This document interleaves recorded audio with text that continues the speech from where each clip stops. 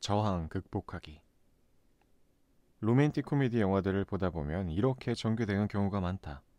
하나, 별로 어울리지 않아 보이는 두 사람이 만나고 자꾸 서로 얽힌다. 둘, 둘이 점점 친해진다.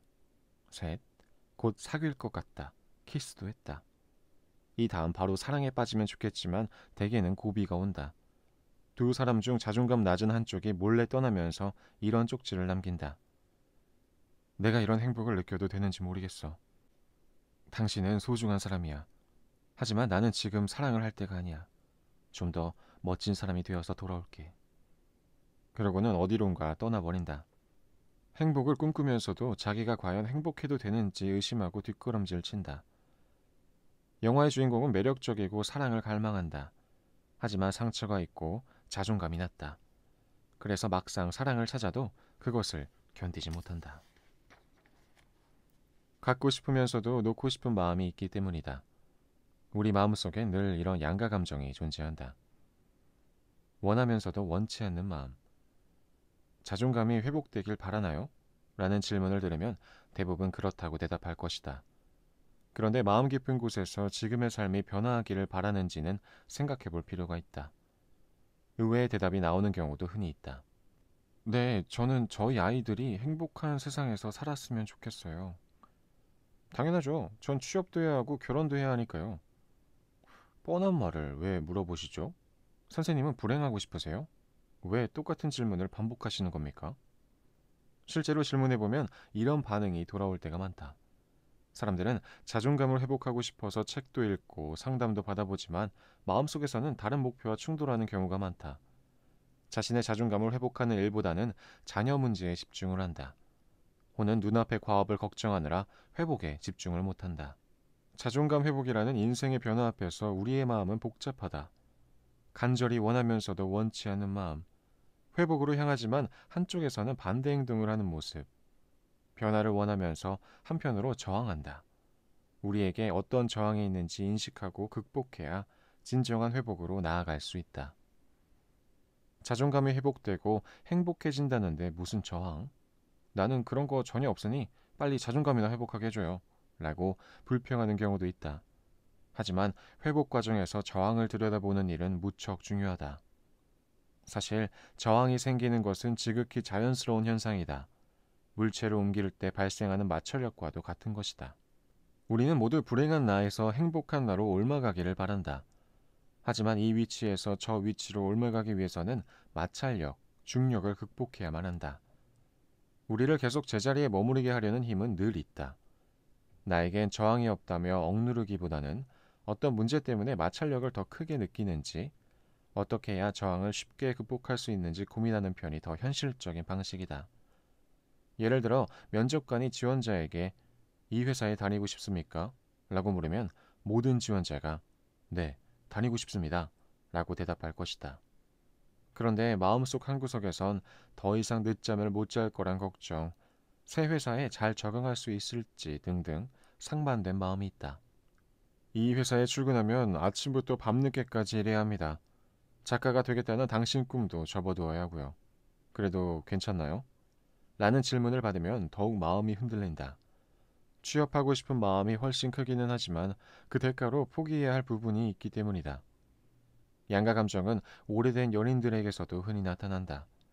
사랑이 식어서 헤어지고 싶으면서도 이제껏 쌓은 안정적인 관계를 유지하고 싶은 마음도 든다. 때로는 헤어지는 것이 나에게 훨씬 행복한 일임을 알면서도 저항의 벽을 넘지 못하며 불만만 늘어놓는다.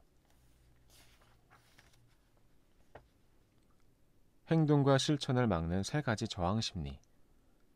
문제는 저항을 인식하지 못하거나 받아들이지 못하는 경우다.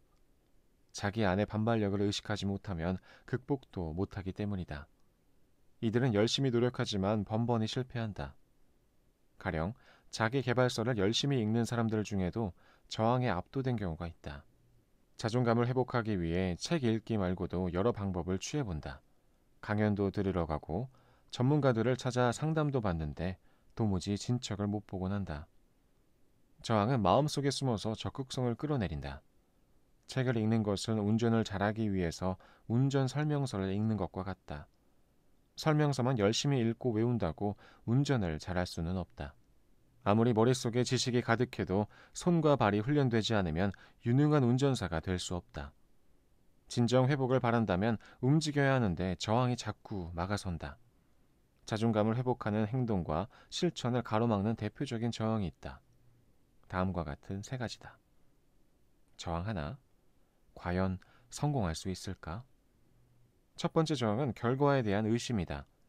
결과를 의심하기 시작하면 행동이 더뎌진다. 이는 자신이 없기 때문에 생기는 의문이다. 어차피 실패할 것 같고 열심히 노력했는데 실패하면 더 허무할 것 같다. 희망을 가졌다가 이루지 못하면 더 실망할 것 같아서 미리 포기하는 게 나을 것 같다는 생각이 든다. 자존감 낮은 사람이 결과를 의심하는 것은 당연한 일이기는 하다.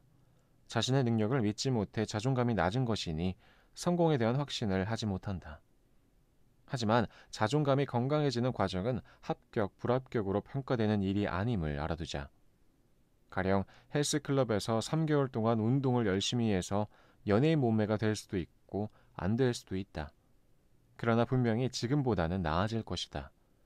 작심삼일이 될지언정 괜찮다. 3일은 운동하는 게 3일간 아무것도 안 하는 것보단 낫다. 저항 둘. 누가 몰라서 안 하나? 이론은 이론일 뿐이야. 화성에서 온 남자, 금성에서 온 여자를 처음 읽었을 때 이 책만 읽으면 남녀 사이에 싸움이 없겠구나 싶었다. 남자와 여자의 언어가 서로 어떻게 다르고 따라서 어떻게 이야기해야 하는지 구체적으로 제시했기 때문이다. 그 책은 베스트셀러가 되었지만 여전히 남자와 여자는 서로 다른 언어로 말하고 여전히 다툰다. 그것은 우리가 실천에 대한 저항을 가지고 있기 때문이다. 이론과 실제를 따로 생각해서 이론은 열심히 공부해도 실천하지 않는다. 배운 대로 하지 않으니 실패할 수밖에 없는데 이들은 오히려 이론을 탓한다. 이론을 완벽하게 배웠는데 성공하지 못했다면서 말이다. 책을 읽고 깨달은 바가 있다면 그것을 실전에 적용해야 한다. 그래야 비로소 의미가 있다. 실제와 상관없는 이론서가 욕을 먹듯이 이론을 실제에 적용하지 않는다면 그것 또한 무의미한 일이다. 저항 셋. 해봤는데 안 되더라고. 열심히 노력하다가 다시 원래 상태로 돌아가는 경우가 있다. 처음에는 자존감도 조금 올라가는 것 같고 마음도 안정된 것 같고 음식 조절도 잘 되는 듯 하다가 어느 순간에 무너진다. 그러면 역시 해도 안 되는구나 하고 실망한다. 이제까지의 노력이 다 헛수고였다고 느낀다. 아무리 작은 변화를 하더라도 변화에 익숙해지기까지는 2개월 이상 걸린다. 그 사이에 고질적인 습관이 재발하는 것은 지극히 자연스러운 현상이다. 사람 마음에도 관성의 법칙이 있다. 이런 이유로 자신을 비난하고 포기해버리면 안 된다. 그럴 때는 다시 자존감이 낮아진 이유와 계기를 꼼꼼히 되짚어보면 큰 도움이 된다. 도대체 누구를 만나 어떤 말을 들었는지, 그때 어떤 감정이 어떤 속도로 전개되어 좌절하게 되었는지 짚어보자. 이 과정을 통해서 다시는 그 이유로 재발하지 않도록 반창고를 붙일 수 있다. 그래도 그냥 계속하라. 이 밖에도 변화를 막아서는 많은 저항들을 만난다. 주변 사람의 영향도 무시할 수 없다. 열심히 노력했는데 알아주지 않는다거나 나는 변했는데 가족이 변하지 않을 수도 있다. 나는 분명 변했는데 아니라고 우기는 친구가 있을 수도 막상 나 자신이 기쁘지 않을 수도 있다. 이 모든 것이 변화를 가로막는 벽이 된다. 많은 사람들이 이런 벽을 만나면 어떻게 뛰어넘을지 고민한다. 그런데 문제는 답이 나올 때까지 멈춘다는 것이다. 사실 마음의 장벽은 실질적인 방해물이 아니다. 긍정적 보상이 없거나 부정적 보상이 너무 커서 그렇지 우리의 노력을 직접 막아서지는 않는다. 실질적인 변화를 느끼고 싶다면 계속 진행하는 것이 중요하다. 마음의 저항을 극복하지 못한 채 안고 가야 할 때도 있다. 벽에 부딪히다 보면 근력이 자연스럽게 생긴다. 멈추지 않고 그냥 계속하기, 그것이 변화를 앞당긴다. 행복이라는 종착역을 믿어라.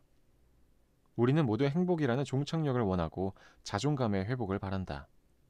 하지만 거기에 따른 책임이나 변화에 대한 두려움 때문에 행복을 원하면서도 한편으로는 밀어낸다. 이를 극복하기 위해서는 종점을 믿어야 한다. 나에게 만족하는 내가 되면 행복해진다고 믿어야 한다. 그 사실을 믿고 그렇게 되기를 바라야 한다. 자존감이 높아지고 행복해지면 잃는 것들도 있다. 불행했을 때, 자존감이 낮았을 때 가끔 받았던 동정심이나 배려, 양보 같은 것들과 헤어져야 한다. 또한 부러움을 받는 한편으로 시기나 질투를 받을 수도 있다. 어쩌면 사실과 다른 소문에 시달릴 수도 있고, 그래서 억울한 일이 생길 수도 있다. 어쩔 수 없다. 변한 것은 우리이기 때문이다. 타인들의 도덕은 달라지지 않았고 그들이 성숙한 것도 아니다. 자존감이 회복되는 과정에서 우리는 분명 저항을 만난다. 그럴 때면 그냥 예전처럼 살 걸 그랬나 하는 생각이 들 수도 있고, 겸손함이 없어질까봐 걱정할 수도 있다. 하지만 스스로를 사랑하거나 자존감이 회복된다고 해서 갑자기 오만해지거나 왕따가 되진 않는다. 왜냐하면 자존감을 획득하면서 매너와 배려가 생길 것이고, 그것이 우리를 지켜줄 것이기 때문이다. 다시 말하지만 자신을 높이 평가하고 존중하는 것은 옳은 일이다. 또 행복해지는 일이다. 우리는 행복해질 것을 믿어야 한다. 무시를 받는 것보다는 부러움을 받는 것이 확실히 행복하다. 동정을 받는 것보다는 질투를 받는 것이 더 행복하다. 누구의 보살핌이 없어도 행복할 수 있다. 그리고 회복된 자존감은 누구에게도 손해나 상처가 되지 않는다. 오늘은 여기까지 읽겠습니다. 오늘도 수고하셨습니다. 감사합니다. 안녕히 주무세요. 잘 자요.